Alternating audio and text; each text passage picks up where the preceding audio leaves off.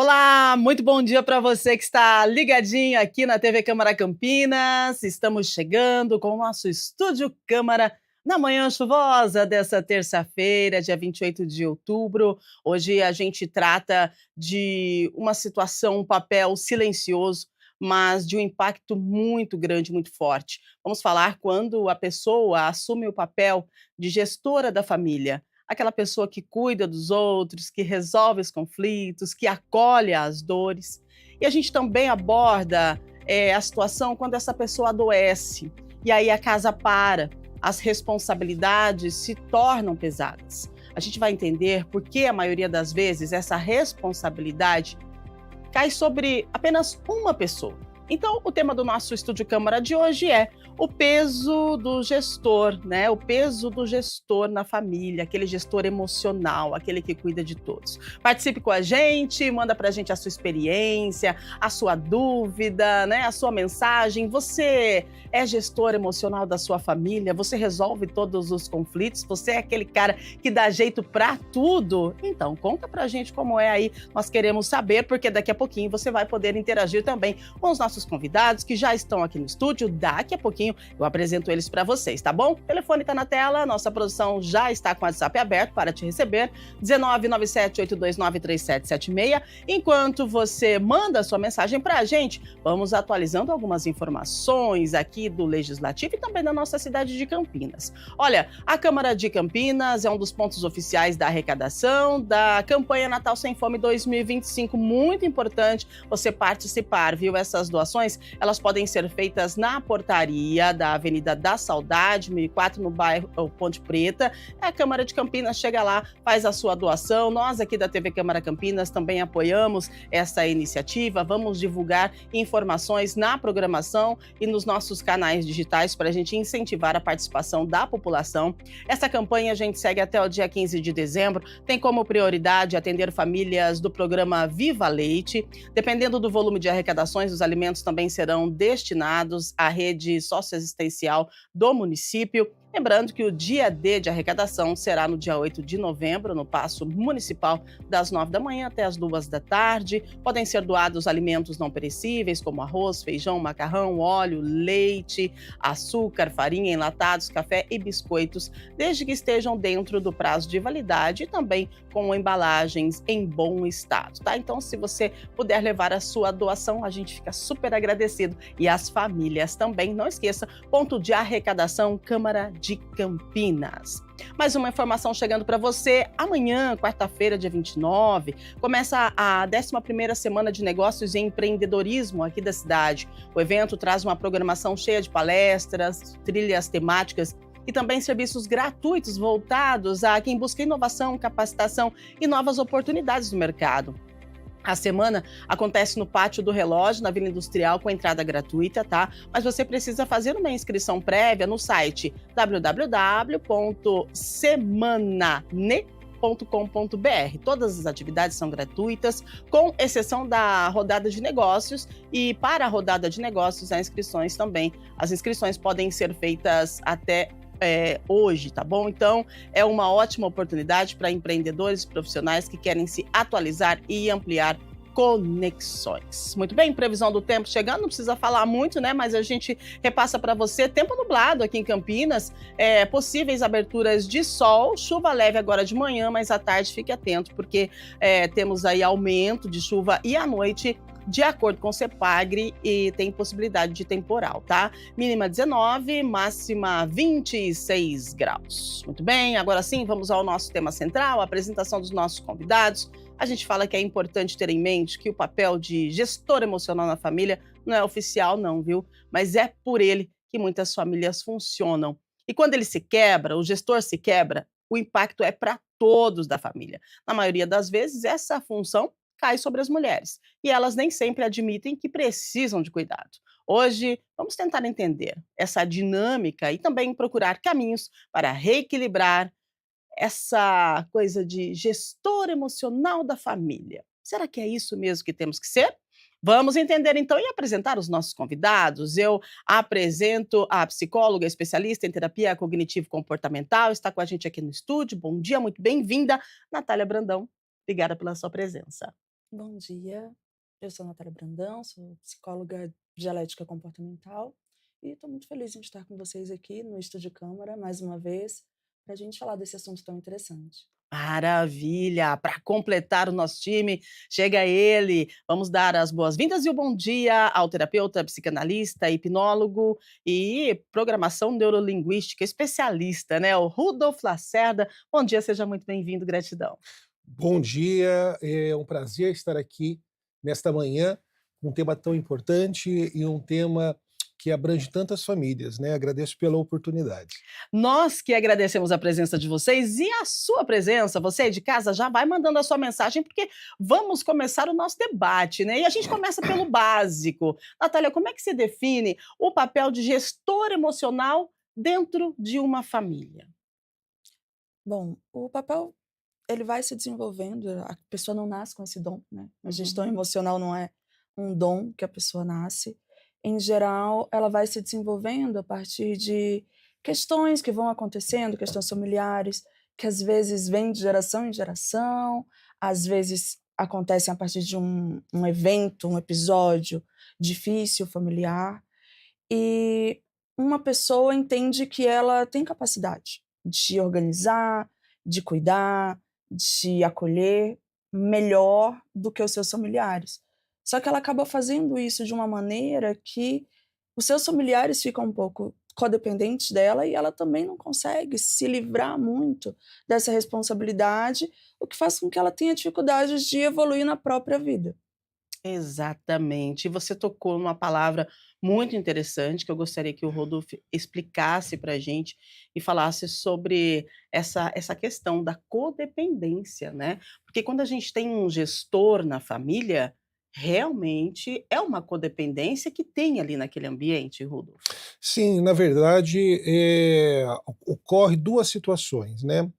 A primeira situação onde a pessoa ela se coloca num lugar de protetora familiar, de salvadora da pátria, né? Eu costumo brincar falando que a Ave Maria é cheia de graça, ela resolve os problemas de todo mundo. E a segunda situação, e que também ainda tem a ver com a primeira, é uma Uhum. situação de um aprisionamento emocional. Toda família, ela tem uma formação ou centrífuga ou centrípeda, ou seja, o núcleo dela, alguém, a família gira em torno deste sujeito. Uhum. Esse sujeito, muitas vezes, às vezes ocorre causando uma demanda emocional em todo o familiar. Por que muitas mulheres, né, dentro disso? Por conta que nesta formação familiar, muitas vezes ocorre que uma mãe, talvez, segundo a visão da psicanálise, de uma estrutura histriônica, ela elege uma das filhas como a ovelha negra da família, né? E o outro, os outros filhos, como o privilegiado, o tesouro do Kiko, né? Então, dentro disso, essa dependência e codependência, né? A codependência sempre será no sentido da Ave Maria cheia de graça, da Uhum. salvadora da família. É uma codependência emocional de quem? De aquele que é o centro da família, que às vezes é a matriarca ou o patriarca dessa família. Todos sofrem. Sofre o patriarca ou a matriarca que está monopolizando emocionalmente o familiar, especialmente aquele que está preso nessa demanda.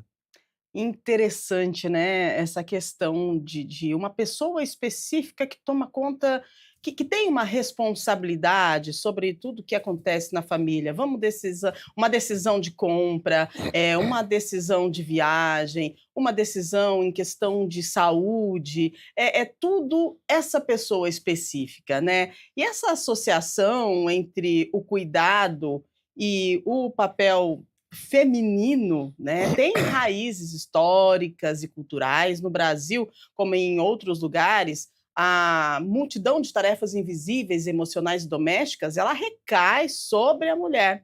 E aí, quando essa mulher adoece, a estrutura familiar ela treme, né? Então, quando a mulher ela assume o papel de cuidadora e gestora emocional, mas ela não se permite ser cuidada, né? Isso acontece e como que a mulher ela deve olhar para si mesma, Natália, com autocompaixão, com carinho, cuidado e entender que ela cuida. A gente está falando aqui não específico da mulher, mas já que isso cai sobre a mulher, então vamos dizer aqui o que acontece com a mulher quando ela está nessa situação e como ela deve se olhar. Bom, você tem toda a razão. A gente vive numa sociedade em que a mulher ela é colocada nesse papel de cuidado. As famílias são majoritariamente femininas. A gente tem muito mais chefes de família, mulheres, do que homens. Então, naturalmente, a gente vai ter muito mais esse papel associado a mulheres. É claro que homens podem ocupar esse lugar e podem partir dessa mesma estrutura, mas a gente vai sempre acabar falando do feminino porque é o que a gente tem majoritariamente na Sim. sociedade. Uhum. O que acontece? Uma mulher que ela é colocada a cuidar por motivos específicos, a gente pode ter uma mulher que foi irmã mais velha e precisou dar conta dos irmãos e ajudar uma mãe mais jovem a dar conta desses irmãos. A gente pode ter uma mulher que se casou e ficou muito dependente desse marido, que não tinha o próprio dinheiro, então ela vive gerindo esses filhos para respeitarem esse marido. A gente tem vários motivos que vão levar uma mulher a fazer esse gerenciamento. Mas por que essa mulher não se permite ser cuidada? Porque esse papel gerencial ele é um papel muito ansiogênico. Ele é um papel que gera ansiedade. Uhum. Então, ele nos leva a prever as coisas, a tentar adivinhar o que vai acontecer, estruturar isso da melhor maneira possível para que ela aconteça de uma maneira fluida. E dessa forma, para que eu esteja atenta e preparada para dar conta de tudo, eu não posso ser frágil. Exato. Então, se alguém cuida de mim e eu me fragilizo, é como se eu perdesse o meu superpoder. Eu não tenho mais o poder de adivinhar o futuro. Então, eu abdico do meu cuidado em nome do cuidado geral. É mais ou menos essa dinâmica que acontece. Uau! E uma frase que acontece em vários lares, né? E ela é dita principalmente por mulheres, Rodolfo. Eu não posso ficar doente. É mais ou menos isso, né? E será que é isso mesmo? Eu não posso ficar doente? Porque esse sentimento, ela já trouxe, né? A Natália já trouxe pra gente, mas eu gostaria que você explanasse um pouco mais. Por que esse sentimento, gente? Eu não me permito, eu não posso adoecer, eu não posso ficar doente, eu tenho que estar firme, eu tenho que estar aqui, eu sou uma mulher maravilha, eu preciso cuidar da minha família, porque se eu não cuidar de todas as situações que envolvem a minha família, a minha casa para. É pesado, não é? Realmente. O sujeito que traz já essa fala, eu não posso ficar doente, já está doente. Uau! Né? Já está doente porque está ocupando um lugar que não lhe é devido. Um lugar de salvador. Um lugar que vai também asfixiar o restante da família. Então, por exemplo, a pessoa que ocupa este lugar de salvadora, de resolvedora, na verdade, 50% é culpa dela. Quando nós atendemos os nossos pacientes no consultório, eles chegam com a sua demanda. Olha, eu não tenho tempo para fazer as minhas coisas particulares, eu não tenho tempo para fazer as coisas que eu quero, eu estou sempre demandando das coisas do lar, demandando das coisas do trabalho, meu filho, meu esposo, minha família. E, na verdade, quem colocou você neste lugar? Isso. Claro que para o outro é confortável, é uma doméstica gratuita que eu tenho em casa, mas a pessoa também ela se predispõe a se colocar e ela já está doente. É importante. O que fazer? Buscar terapia. E nessa busca pela terapia, ela vai desagradar inúmeras pessoas. Primeiramente ela mesma, porque ela vai ter que confrontar o ganho secundário, Uhum. confrontar o que ela está ganhando por detrás desse malefício, né? A dor traz um gozo, traz um prazer. E muitas vezes não queremos abrir mão desta dor por conta do prazer secundário que está por detrás de tudo que isso me dá. Eu sofro porque demando a casa toda, tomo conta da casa toda. Porém, eu me sinto útil. Porém, eu me coloco num lugar de importância. E é interessante, acontece muito na terapia que chamamos de resistência. O que é justamente sobre isso? É onde o sujeito ele vai entrar num campo desconhecido no seu psiquismo, que é o quê? É uma nova fase. Se eu abrir mão deste comportamento, se eu olhar para este meu comportamento e tratar isso, eu vou para um campo do desconhecido que é, e agora? Quem eu sou? Qual é a minha importância? Qual é o meu papel nesta família? Se não for tratado isso, ela vai envelhecer, os filhos vão voar, Uhum. vai sobrar ela e o esposo, e aí entra com a síndrome do ninho vazio, entra com uma depressão, uma crise de ansiedade, e vai gerar outros problemas, aonde essa pessoa agora é o cerne concentrado de toda a família, né? Ela vai movimentar todos ao seu redor para não sair deste lugar de utilidade na família. Forte, né, um lugar de utilidade na família. Me chamou a atenção também, o que você colocou, que você disse, quem elegeu essa pessoa como gestora emocional da família? Qual o momento que ela pegou toda essa bagagem e colocou nos ombros? A gente consegue apontar isso? E às vezes acontece por um motivo ou outro, né, na questão familiar, na convivência, mas não seria interessante dividir essas funções, Natália? Demandar, né, de repente, se você tem uma expertise, chama, né, todo mundo ali da família: "Olha, que tal você fica com essa função, você fica com essa, você fica com essa e eu assumo essa", né. Se você tem a expertise, tem a liderança, não seria legal a gente, aju fa fazer com que as pessoas da família possam ajudar também, né, mas não, a pessoa quer tudo para ela, né. E que momento isso acontece? E por que isso acontece? Bom, como o colega falou, a gente tem um ganho secundário nessa Uhum. prática, né. Eu acho difícil de mencionar quando isso começa, eu acho Hum, que é uma sequência de sim. acontecimentos, de um histórico. Em algum Uhum. momento uma coisa deu certo, em outro momento outra coisa deu certo, e eu vou entendendo que aquele papel me cai bem, Uhum. né. Ao mesmo tempo que a família também faz parte disso, um gestor emocional não se forma sozinho, tem muitos gerenciados que se beneficiam disso. Mas, o gestor ele nasce do sucesso das coisas que ele faz. Então, naquele momento, eu acolhi e as pessoas ficaram felizes comigo e eu gostei daquele papel. Eu gostei de quem eu fui ali. Sim. Ah, aquela pessoa tá querendo dar um passo, mas ela não vai dar esse passo sem pedir o meu aconselhamento. Olha que legal, olha que É, gostoso isso. verdade. Então, assim, Dá uma massageada no ego, não é? quando o colega falou de papel de ganho secundário, é isso aqui. É esse prazer que a gente sente de ser importante, de ser útil, de ter a sua opinião validada. E a gente sente que se eu não der conta de tudo, eu Uhum. vou perder esse lugar, eu vou perder esse papel. Então, é uma prisão, porque ao mesmo tempo que é muito difícil, muito cansativo, é muito pesado, eh eu tenho esse valor agregado que às vezes é muito difícil de abdicar. Uhum, perfeito. E agora, para quem recebe esse cuidado, né, para as pessoas da família que estão vivendo aí numa zona de conforto, né? "Ah, deu um problema? Chama ele ou chama ela que resolve". "Ah, não, nem esquenta, vai lá, resolve".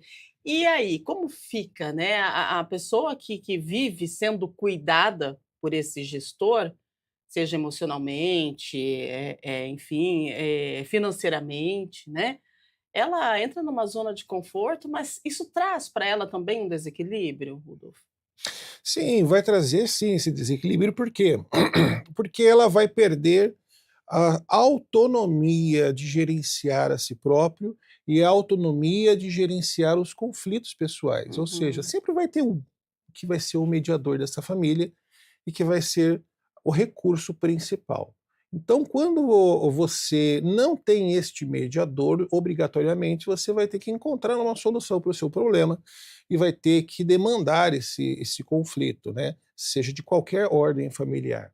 A questão é que essa pessoa que vai exercer essa mediação familiar, ela vai acabar podando também, né, por osmose, né, a capacidade do outro resolver os seus próprios conflitos, seja ele qual for. E olha que interessante, não é da noite para o dia, né, mas é tratado, é criado, é cultivado na cultura familiar. Então, essa mãe, né, digamos que seja, né, o feminino, cuidando e fazendo este papel de mediação, né, que culturalmente, como falamos, né, acaba Sim. acarretando esse papel, ela vai criar os seus filhos, e os seus filhos vão crescer neste lugar, que é uma terra fértil para se cultivar nesse sujeito, neste filho, um comportamento narcísico, um Uhum. comportamento egoísta, um comportamento de não olhar para o outro, porque sempre terá uma mediação. E olha que interessante, este filho, quando crescer, esse familiar, quando entrar no lugar de marido ou de pai, ele vai buscar uma parceira que ocupe esse lugar materno, que ocupe esse lugar de mediação, de resolvedora dos seus problemas, e aonde esse sintoma vai se passando por geração em Uhum. geração nessa cultura familiar.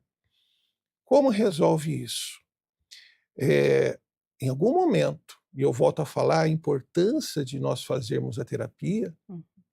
essa pessoa ela vai precisar tratar essa demanda, olhar para o que faz com que ela tenha este comportamento, para tomar atitudes desde analíticas no seu processo de transformação, quanto também comportamental nas suas atitudes. E o que é muito comum acontecer é que, quando nós fazemos terapia, nós mudamos, milagrosamente, o mundo muda ao nosso redor. Uhum. A pessoa ela chega depois de algumas sessões de terapia, e às vezes até questiono o terapeuta: olha, você está falando com meu marido? Você está conversando com os meus filhos? Fala, não, de maneira nenhuma. Por quê? Porque eles mudaram. Por que eles mudaram? Porque você mudou. O Exato. mundo mudou ao seu redor. As pessoas compreendem que você não é mais, não está ocupando mais aquele lugar. Muitas vezes desagrada. Tira o Uhum. conforto do colega, tira o Sim. conforto do marido, tira o Uhum. conforto dos filhos, mas as pessoas vão saber se organizar novamente e você vai descobrir um lugar maravilhoso, paraíso do bem-estar emocional e de vida na sua casa. É Exato. verdade. Natália, esse papel, né, quando esse papel de gestor emocional ele se dissolve, assim como o Rodolfo colocou para a gente agora, né, eh, isso vem acompanhado de perdas, isso vem acompanhada, se a gente pode dizer, de um luto que vai precisar ser superado, né. E como é que a gente encara tudo isso? Além, claro, de fazer a terapia, de entender que você precisa, mas eu estou dizendo quando a dissolução desse papel de uma forma, natural. Assim, a família está ali se construindo, né, e aí tem a gestora emocional da família, mas de repente, como num passe de mágica, cada um toma o seu caminho. O ninho ficou vazio, e aí essa pessoa se olha no espelho e ela vê uma desconstrução de tudo aquilo que ela projetou. Aí vem o luto, vem a frustração. O que fazer nesse momento? Como ela deve se olhar? Como ela deve se acolher Porque se você planejou algo, se você gestionou, uma família, é porque você tinha uma expectativa de um retorno, não sei, não consigo entender qual, mas tinha, né, porque senão você não ia aplicar toda a energia, a atenção, a expertise em gestionar uma família. Mas é natural que essa família, ela vá diminuindo, as pessoas vão encontrando o seu caminho e seguindo a sua vida. E aí vem o luto, vem a frustração, vem o desespero, vem o ninho vazio e pode ser que venha junto com isso uma depressão também. Sim, sim. Hum, eu diria que nesse caso, esse processo não aconteceu, ele eh, foi acontecido, digamos assim. Aham. A pessoa ela está diante de uma situação na qual ela vai precisar trabalhar essas questões, ela pode trabalhar ou não. Tem pessoas que não trabalham isso e a gente vai ter um processo depressivo importante, um isolamento social, Uhum. uma frustração muito grande, muita lamentação, acusações de ingratidão, Sim. de que as pessoas não devolveram para ela tudo que ela ofereceu ao mundo, mas num processo terapêutico ou talvez, né, num processo individual, para que eu possa passar por isso sem que isso me deprima, nem sem que isso me derrube, eu preciso inevitavelmente olhar para o espelho, olhar para mim Uhum. mesmo. O que acontece em todo esse processo de gestão emocional é que eu deixo de cuidar de mim para cuidar do outro. É que eu deixo de olhar para mim, para as minhas necessidades, para o meu trajeto, para o que é importante para mim, para direcionar o outro. Eu escolho passar grande parte da minha vida nesse lugar de o grande conselheiro, o porto seguro de todo mundo, e a grande questão do porto seguro é que ele nunca vai ser mar. E nessa hora, você pode esperar ficar deprimido no seu porto ou você pode se jogar para o mar. Então a Uhum. gente tem 2 possibilidades, né. E o que a gente oferece num processo terapêutico nesse sentido, é esse confronto, é esse finalmente olhe para você, o que Uhum. você precisa, o que você escolhe para você. É hora de ter novos projetos, desenvolver novos sonhos particulares. Então, é um período muito difícil, mas que pode ser engrandecedor também. Muito bom, pode completar, Rodolfo, muito bom. Pode ser engrandecedor também, né, é uma libertação, seria isso. Sim, esse processo, ele é um processo que no início causa muito desconforto, Uhum. né, porque você vai estar de encontro àquilo que você não quer ver. Na psicanálise nós chamamos do recalque, é aquilo que o meu ego não dá conta, é aquilo que eu não mensuro, mas está gerando um sintoma. Uhum. Então quando nós olhamos, né, para este conteúdo, a gente encontra muitas vezes ali a nossa versão que não gostamos, a versão de nós mesmos que não era o que nós pintamos, né, é um falso self que criamos de nós, né. Então este processo é como, arrumar a sala de casa, né. Você vai pintar, vai arrumar, as paredes estão sujas, e para você arrumar a sala não tem como, você vai tirar os móveis de lugar, vai tirar os quadros da parede, você vai bagunçar, vai cobrir com lona, vai começar a pintura, e naquele momento, não dá para chamar ninguém para tomar um café, Exato. porque está uma bagunça na sua casa. Assim também é o nosso mundo emocional, quando nós iniciamos esse processo terapêutico, para que nós possamos arrumar, precisamos primeiro criar um desconforto dentro de nós. Olharmos para aquilo que passávamos batido todo o tempo, mas agora reparamos que a parede está suja, que existem questões quebradas e precisam ser arrumadas. Mas depois que esse primeiro processo ele é passado, ele é atravessado, processo terapêutico, a pessoa ela consegue dar conta, porque a terapia, eu costumo dizer que a terapia é para todos, Uhum. mas nem todos dão conta, porque ele é um processo doloroso, de autoconhecimento. a gente sempre quer passar um pano em nós mesmos. E aí, depois que tudo isso é organizado, a pintura é realizada dentro de nós, a gente vê o que tira, o que presta, o que não presta, coloca os móveis novos dentro de nós, aí sim, você verá que a nova versão é maravilhosa, é agradável. Então, esse é um processo necessário de tratamento, seja em qual momento da sua vida, mas ele é fundamental. Se o quanto antes, melhor. Muito bem, nós estamos aqui no Estúdio Câmara hoje com 2 profissionais de saúde mental. Nós estamos falando sobre você, né, que está em casa, que é gestor emocional da sua família, você que cuida de tudo e de todos, você que não pode ficar doente, porque senão a sua casa para, né? Como que vai fazer para encaminhar tudo que tem que encaminhar aí no dia a dia, né, da sua família se você adoecer? Será que é isso mesmo, gente? A gente precisa parar, analisar e entender, né, essa dependência da família. Será que a família está dependente de você? Ou será que você está dependente da sua família? A gente tem que parar e analisar sobre isso.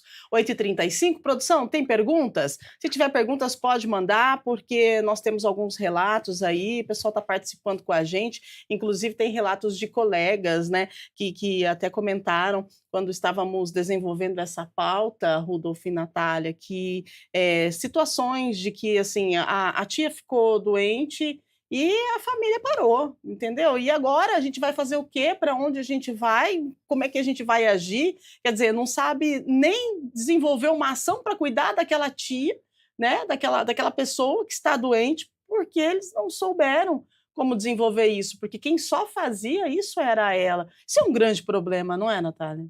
É um grande problema.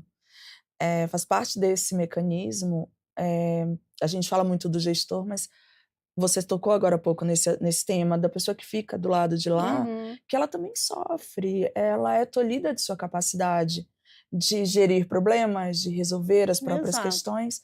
Então, nesse momento, isso fica escancarado e é um sofrimento, uma sensação de incapacidade muito grande, Uhum. de que eu não consigo resolver as minhas coisas sozinho e de que o que vai ser da minha vida se essa pessoa não estiver aqui. Sim. Então, é um momento muito importante, muito conflitante para uma família quando ela vivencia isso. Mas é importante que a gente, olhando para isso, consiga perceber que, então, abdicar um pouco dessa gestão, como você falou agora há pouco, Sim. delegar um pouco para cada um, Uhum. é dar ao outro a possibilidade de exercer suas próprias potências, de encontrar as suas qualidades, entender, fulano é bom nisso e Isso. ele é muito bom Uhum. naquela área e o outro naquela outra. Uhum. E assim a gente pode ter uma família, às vezes, com muito mais potência do que se uma pessoa só fica tentando organizar tudo sozinha. Porque de repente se essa pessoa falta, as outras pessoas que estão ali no ambiente, que são da família, eles não vão conseguir suprir necessidade nenhuma de ninguém, é um grande problema, Rodolfo. Sim, aquela pessoa, né, que está ocupando este lugar de salvadora da família, precisamos olhar também outra questão. É um lugar narcísico que o sujeito ocupa, né? Só eu sou capaz de fazer. Ninguém faz melhor do que eu, ninguém faz Exato. como eu, Uhum. ninguém faz um bolo como eu faço, ou, no caso do homem, ninguém gere como a minha casa, ninguém resolve os problemas como eu resolvo.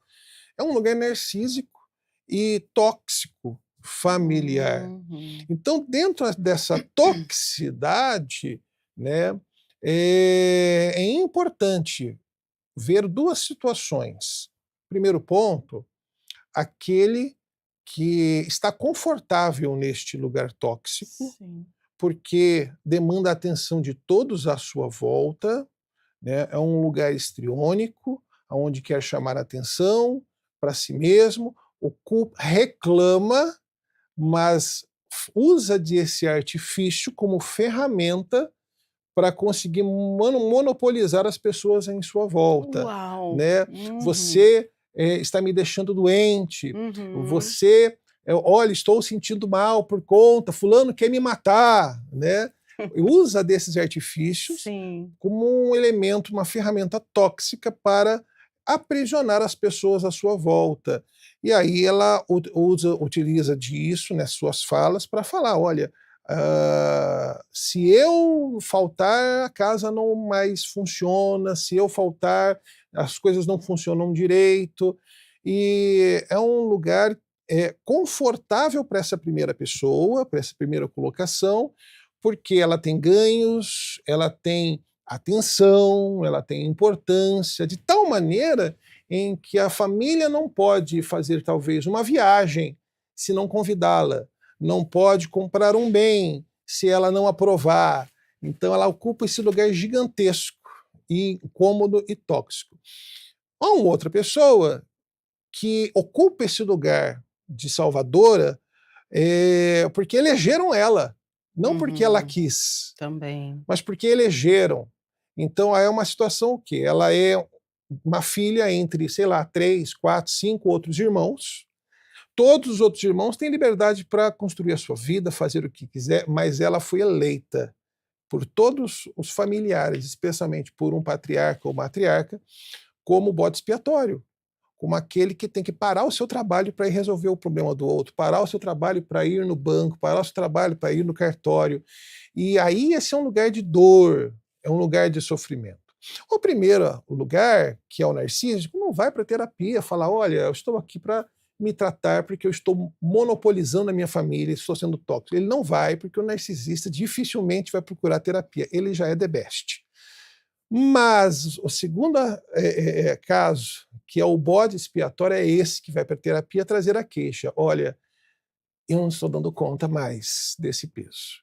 E aí que nós precisamos fortalecer emocionalmente essa pessoa, elevar a sua autoestima, colocá-la num lugar de autonomia para que ela tenha uma qualidade de vida. Excelente, né? Quanto ensinamento a gente está recebendo aqui na manhã desta terça-feira e falando de um tema que parece simples, mas que é bem complexo, é a pessoa gestora emocional de uma família, né? Vamos lá então, produção, 8h41. Se tiver perguntas, pode colocar na tela, por favor. Vamos lá, oba! A Carla Menezes, do Jardim Chapadão.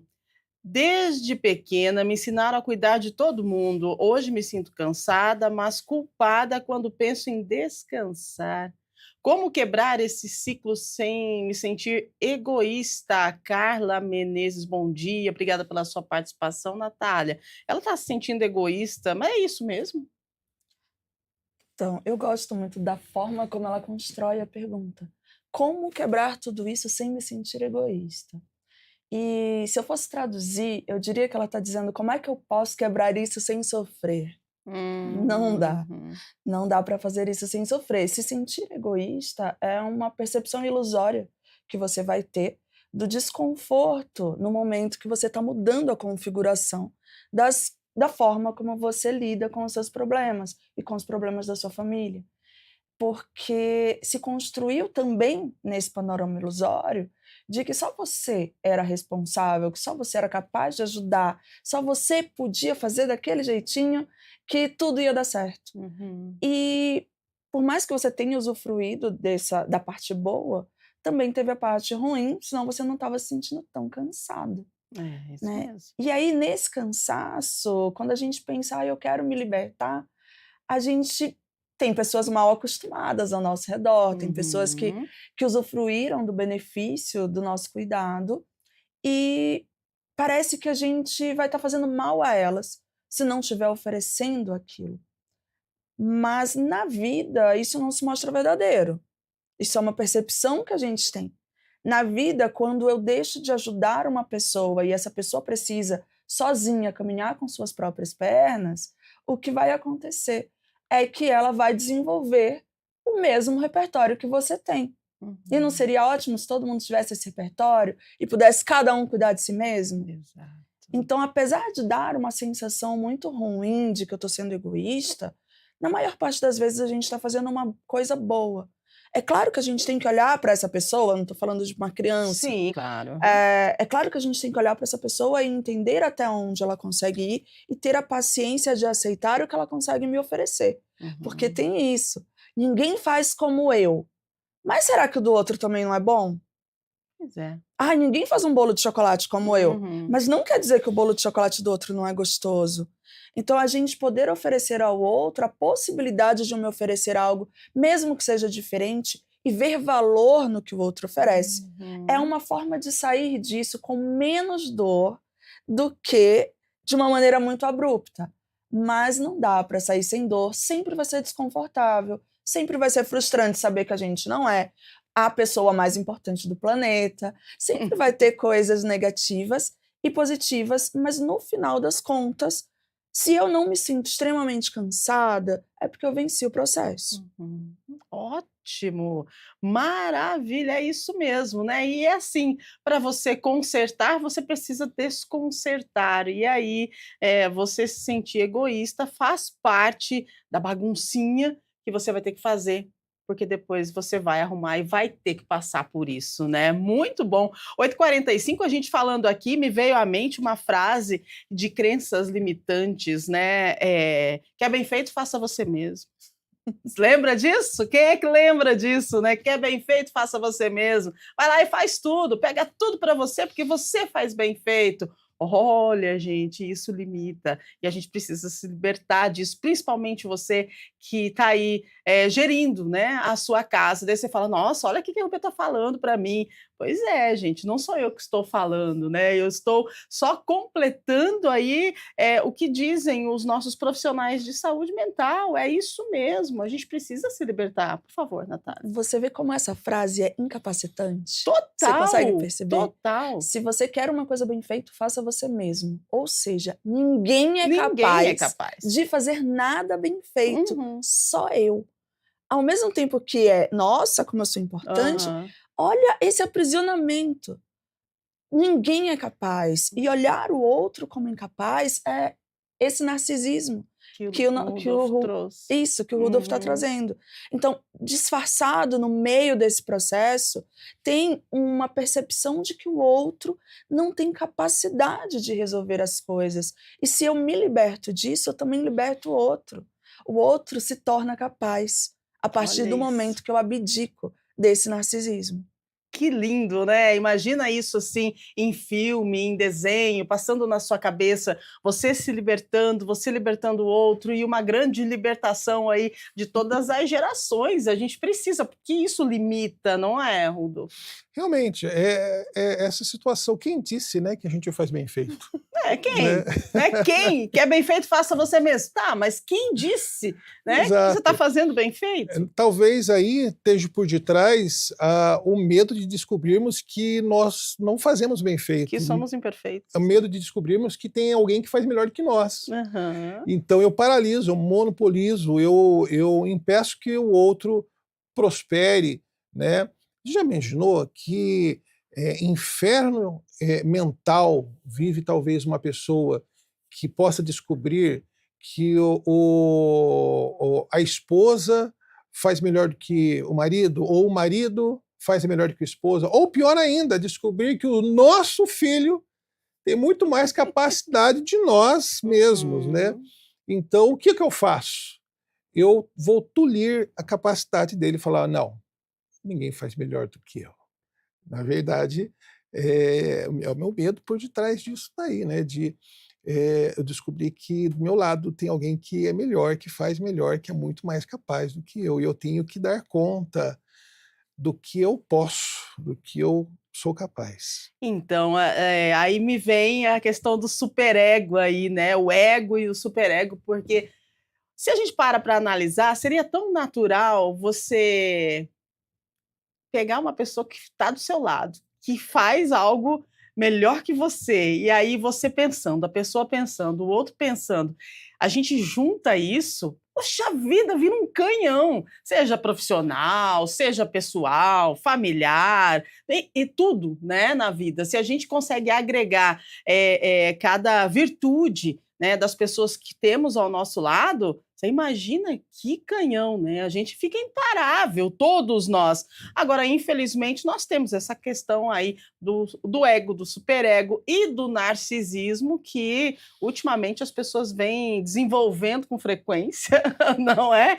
E aí acaba limitando. Mas a gente precisa entender e saber que a todo momento é hora de mudar, porque a gente vive em movimento e que bom se a gente conseguir uma fala, uma frase, ir lá na cabecinha de alguém e falar assim: "Poxa, tô passando por isso. Ah, eu acho que eu vou por aqui". Ó, já tá valendo muito a pena. Vamos lá, 8h49, mais uma pergunta pra gente. Agora a gente direciona para o Rudolf. Quem é que tá conosco? Produção, pode mandar por gentileza. A Luciana Prado, da Vila Boa Vista.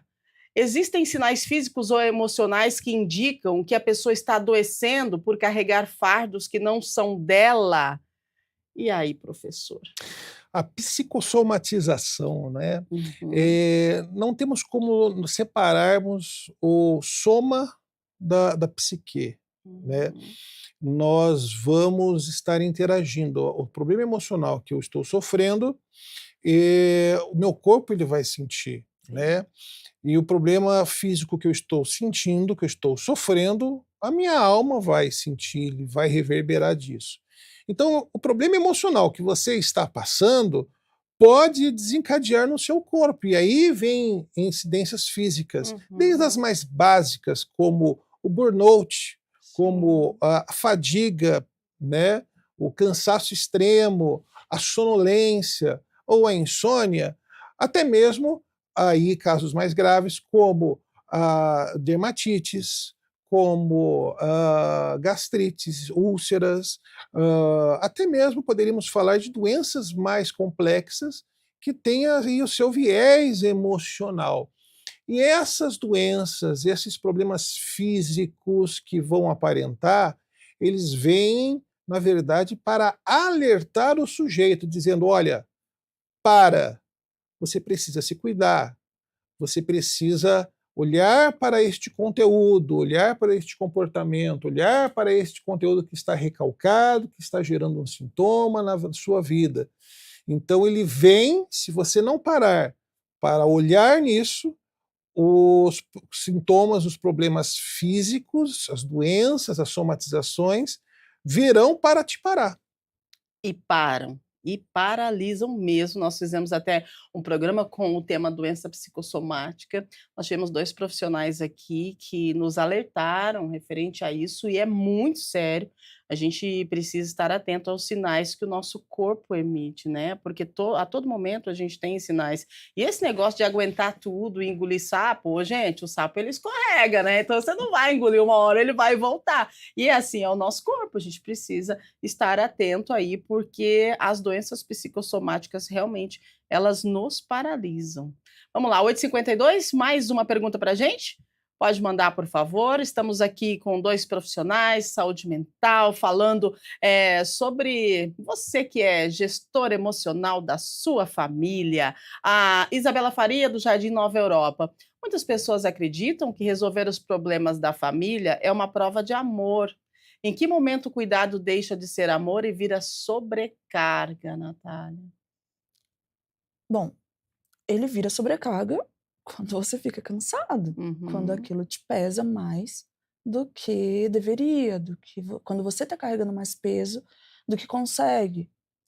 Mas a gente não precisa medir isso pela sobrecarga, tá? A sobrecarga é um sintoma de excesso, de que a gente já passou do ponto. Uhum. Quando é que deixa de ser amor?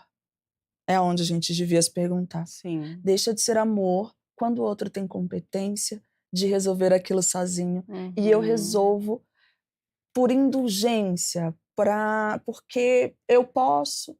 Então, digamos que a gente estivesse falando do nosso filho. A Uhum. gente ama o nosso filho. Sim. O nosso filho precisa aprender a falar em algum momento. Mas se a gente não ensinar ele a falar, ele vai passar a vida apontando as coisinhas e a gente pegando para ele. Não tem aquele momento que a mãe precisa dizer como que é o nome disso, senão a Uhum. criança não fala. Aqui é o limite de deixar de ser amor, aliás, para continuar sendo amor, para que eu ensine algo, para que eu faça com que essa pessoa cresça.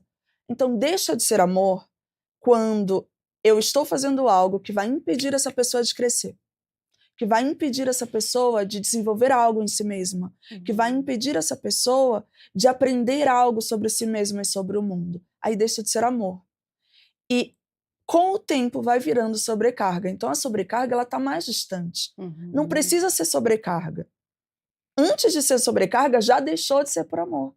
E já passou a ser por, eu acho que essa pessoa não é capaz. Eu acho que essa pessoa não consegue sozinha. Se não for eu, quem que vai ser? Sou só eu que resolvo tudo. Quando a gente começa a sentir uma frustração nessa realização, é um sinal de alerta de que a gente está passando do ponto e de que essa questão pode ser resolvida em conjunto, pelo menos, ou individualmente pela outra pessoa, dependendo da situação. Excelente. Agora, essa questão do peso e da sobrecarga, eu gostaria de que você trouxesse para a gente, Rudolf, a importância disso quando a gente fala do gestor emocional da família, né? Porque essa pessoa, ela literalmente carrega um peso que não é dela. Quais são esses pesos? Todas as situações de todas aquelas pessoas pertencentes da família. Isso chega a ser injusto, é um peso muito grande. Como é que a gente começa a tirar esse peso e devolver o peso a que ele pertence? Muito bem. Há muitas abordagens terapêuticas que vai trazer para você soluções eficazes de como resolver esses problemas, como resolver essa demanda, esse comportamento. No meu caso, como psicanalista, nós sempre vamos olhar para a sua ontologia, sua história de vida. Veja, aquela pessoa que está se comportando como a salvadora, como a telespectadora que disse, olha, eu vou me sentir egoísta, talvez. Na verdade, esse comportamento, algumas vezes, não é do adulto, mas da criança. Jung ele fala a respeito da criança dentro de nós. Que existe uma criança machucada, traumatizada em um certo momento da sua vida, em um certo evento. E o caminho para a psicanálise de solução deste comportamento inicia-se pelo olhar ao seu passado.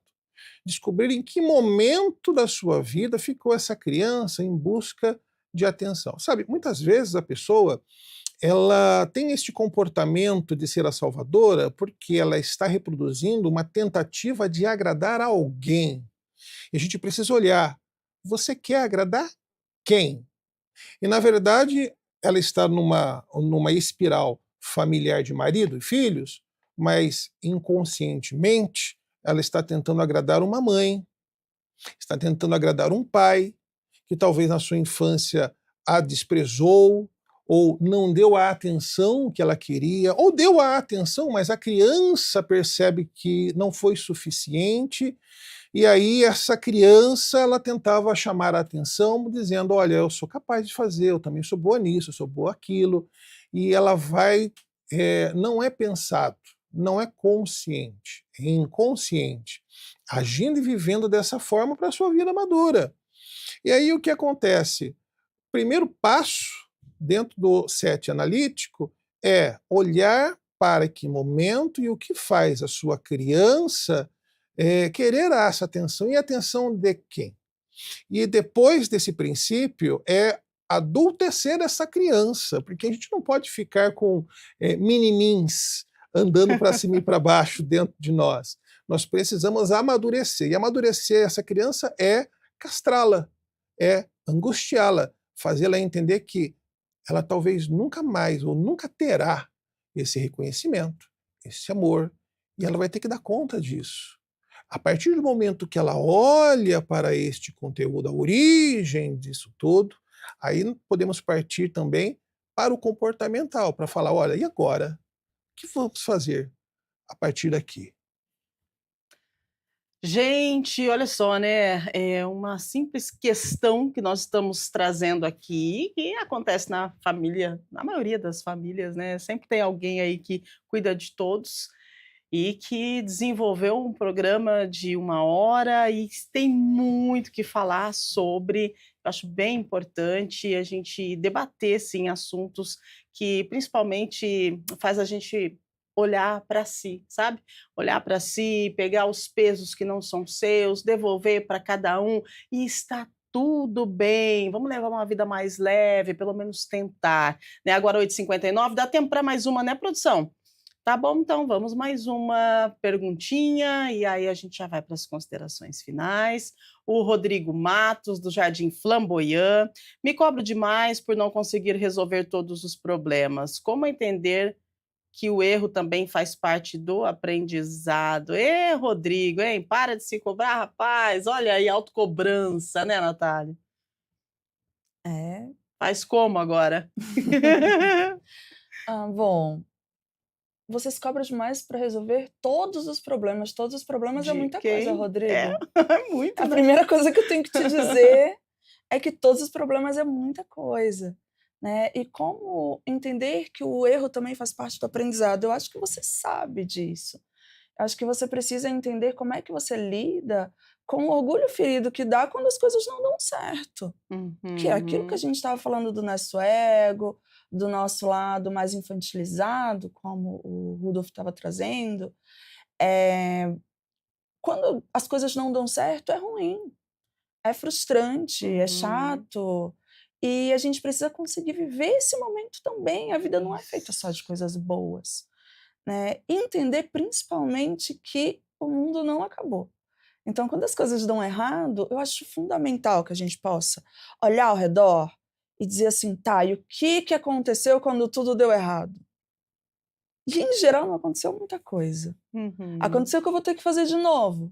Aconteceu que eu vou ter que fazer um telefonema, que eu vou ter que falar com alguém, que eu vou ter que resolver uma coisa que não é tão gostosa e que eu vou ter que assumir pro espelho. Lembra do espelho que eu falei aquela hora? Uhum. Que o meu bolo de chocolate não é tão bom assim, como a gente estava Muito bom. falando. Então, como que eu consigo lidar com os meus erros, permitindo que eles me machuquem às vezes? Uhum. E a partir desse machucado, aprendendo quem que eu serei, quem que eu consigo ser e como que eu vou me orgulhar de mim, apesar da imperfeição. Excelente. Entra em conexão com o que o Rudolf trouxe da nossa criança, né, interior, que a gente vai ter que ferir ela em algum momento e dar um choque de realidade para que a gente possa melhorar. É isso, Rudolf. Sim, é tudo isso que minha colega falou, né?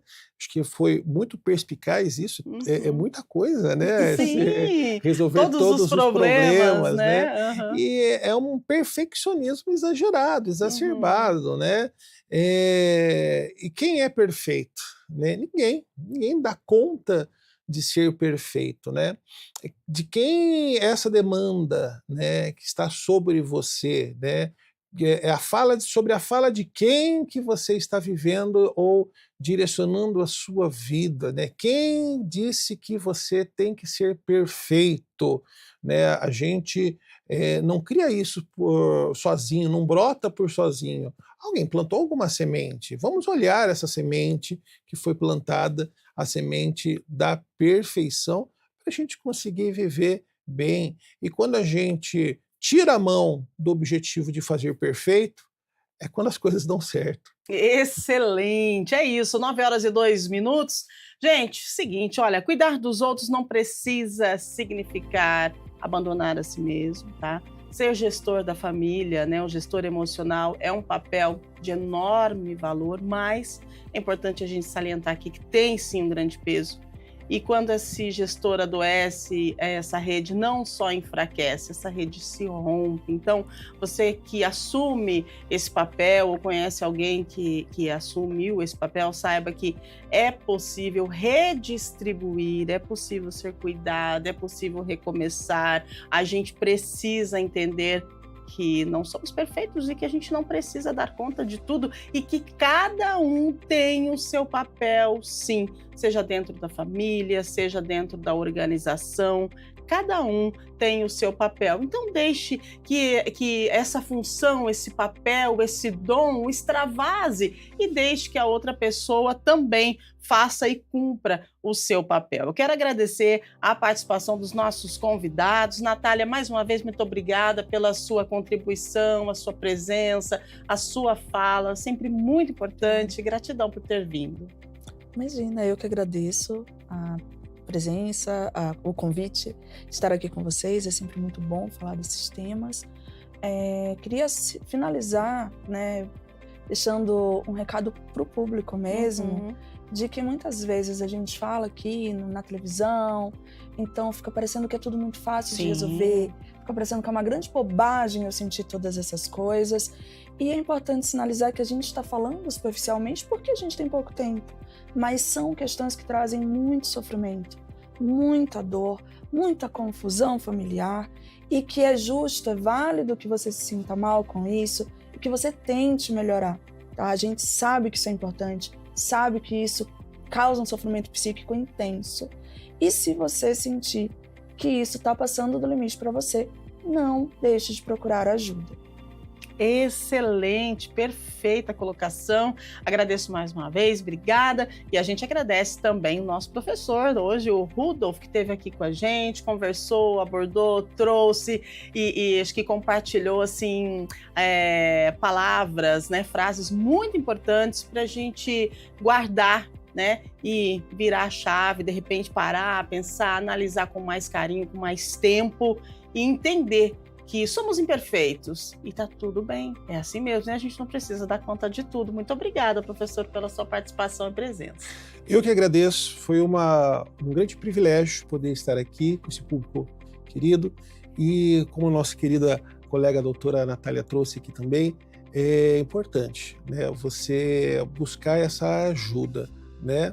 É muito bom esse debate, muito importante para trazer uma conscientização. Mas a partir de agora, é importante você pensar, olha, até quando eu vou viver dessa maneira, né? Talvez agora parta do momento de você tomar uma atitude e começar a mudança da história da sua vida. E vai passar justamente pela terapia, por essa autoanálise, por essa busca interior.